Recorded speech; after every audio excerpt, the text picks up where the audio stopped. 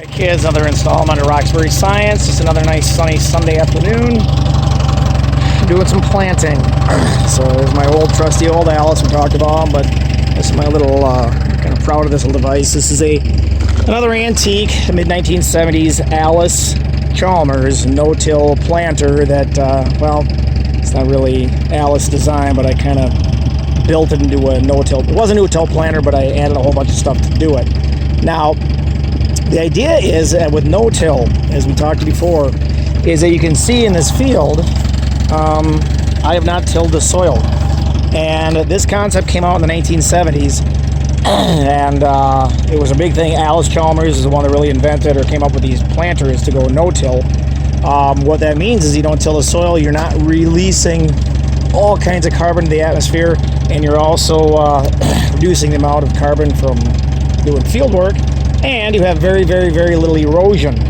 So the point with all this is that at first it was kind of a hit and miss thingy, but until they came up with hybrid corn to fit it, no-till planting wasn't a big thing. Now it's massive. And as I told you in field ecology, the idea is that we want to try and use farms as a carbon sink.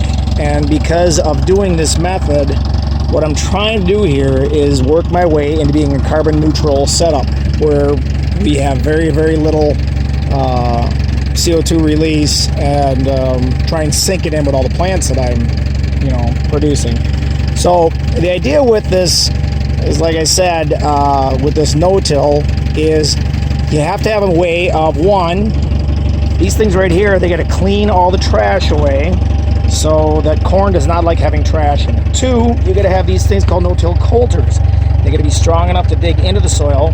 You have fertilizer right there that goes down into those coulters, and then finally you have your actual device right here that puts the seed in the ground. Okay, and this chain right here drives the whole process. And the seed in here is, it's this corn with a little bit of treatment on it. It is hybrid corn that. That actually works really, really well in no-till situation. So a couple of things that go with that. In order to make it grow correctly, we have to have fertilizer. So that's my fertilizer bin right here that I attached. And the fertilizer we put in is kind of cool. It's called, always the fertilizer bags always have the same thing on it. Okay, you got nitrogen, phosphate, and potash. And the numbers always come, I tore the bag here, but it's supposed to say 6, 20, 30. What that means, it guarantees 6% total nitrogen, 20% available phosphate, and 30% available potash. And so whenever you see it in a store, those are things the plants obviously need for growing. The nitrogen is a huge part because it makes it green and grow and build plant structure. Okay, so that's got to be put in there with it. Now, one thing that they argue with this no-till is, we have to use Roundup Ready corn. So this corn right here that you see in this bin, I already showed you.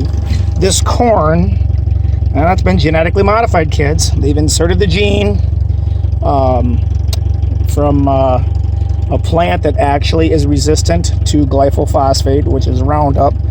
And you remember the whole idea of doing GMOs, whatever, using either Bacillus thuringius through transformation, getting the gene into the corn, but that allows me to spray this with Roundup. And everybody's like, oh my God, no, you can't use Roundup, you're gonna kill the world. I tell you what though, everybody, I'm gonna get yelled at from this one from the organic people, but I tell you what, if you wanna start having a carbon neutral farm, organic, they would have to till every last bit of this property.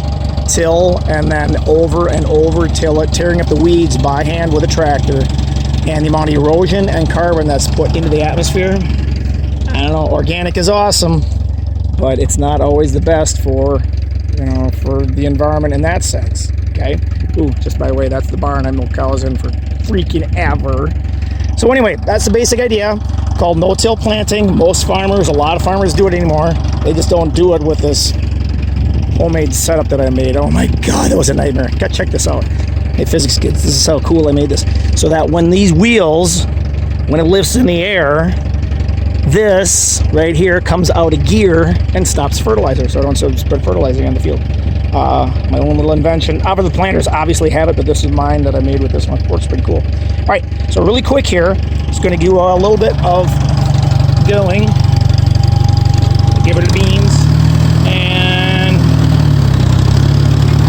it goes pretty slow. But as you can see, there's the idea. It takes and knocks the trash away. You can see how it digs a little trench. There goes the fertilizer, and way back there, where the seed's going in. You can see my results back there. Oh, it's really cool. Check out my binky. What those are is that I used to have to change more off once in a while, and I couldn't tell if seed was going in. So I found an old monitor, and what there is inside the planter, way back there, are little infrared eyes. Those infrared eyes, when a seed goes past, it actually